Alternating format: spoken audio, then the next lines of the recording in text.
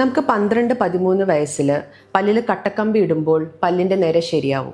അതിനു മുമ്പ് നമ്മൾ കട്ടക്കമ്പി അല്ലെങ്കിൽ വേറെ എന്തെങ്കിലും ഇടേണ്ട ആവശ്യമുണ്ടോ? നമസ്കാരം, എൻ്റെ പേര് ഡോക്ടർ പാർവതി വിജയ്. ഞാൻ associate consultant paediatric dentist, Apollo Adlux hospital.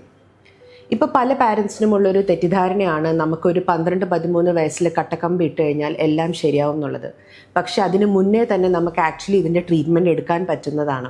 അതായത് ഒരു 7, 8, 9, 10 ഈ വയസ്സുകളിൽ കുട്ടികൾക്ക് ഒരു ഗ്രോത്ത് സ്പേർട്ട് വരും. അതായത് ആ സമയങ്ങളിൽ അവരുടെ ഗ്രോത്ത് കുറച്ച് ഫാസ്റ്റ് ആവും. ആ ഒരു ടൈമിൽ നമ്മൾ അവരുടെ ഗ്രോത്തിനെ മുതലെടുത്തിട്ട് മോഡിഫിക്കേഷൻ അപ്ലയൻസസ് കൊടുത്തു കഴിഞ്ഞാൽ കുറേ കാര്യങ്ങളൊക്കെ നമുക്ക് ശരിയാക്കാൻ പറ്റും. അതായത് ഇപ്പോൾ കുട്ടിക്കുള്ളതൊരു ജോയിൻ്റ് ഇഷ്യൂ ആണ്, അതായത് ജോയിൻ്റ് അലൈൻമെൻറ്റ്, എല്ലിൻ്റെ ഇഷ്യൂ ആണെന്നുണ്ടെങ്കിൽ ആ കറക്ഷൻസ് ഒക്കെ നമ്മൾ ചെയ്തു വരുന്നത് ഈ 8, 9, 10 വയസ്സുകളിലാണ്. ഇങ്ങനത്തെ അപ്ലയൻസസിന് നമ്മൾ പറയുന്ന പേരാണ് ഓർത്തോപീഡിക് അപ്ലയൻസസ് എന്നുള്ളത്. ഫേസ് മാസ്ക്, ഹെഡ് ഗിയർ, ഇതൊക്കെ അതിൻ്റെ അടിയിൽ വരുന്ന അപ്ലയൻസസ് ആണ്. ഇതുകൊണ്ട് ഉദ്ദേശിക്കുന്നത് മറ്റൊന്നുമല്ല, ഇപ്പം നമ്മൾ മുന്നേ തന്നെ കണ്ടുവരുന്നത് ചില കുട്ടികളുടെ ജോ കുറച്ച് മുമ്പിലേക്കാണ് വളരുന്നത്, മേളിലത്തെ ജോ കുറച്ച് മുമ്പിലേക്കാണ് വളരുന്നത് എന്നുണ്ടെങ്കിൽ അതിനെ നമ്മൾ റെസ്ട്രിക്റ്റ് ചെയ്ത് നമുക്ക് വേണ്ട ദിശയിലേക്ക് നമുക്ക് ഗ്രോത്തിനെ മോഡിഫൈ ചെയ്യാൻ പറ്റും.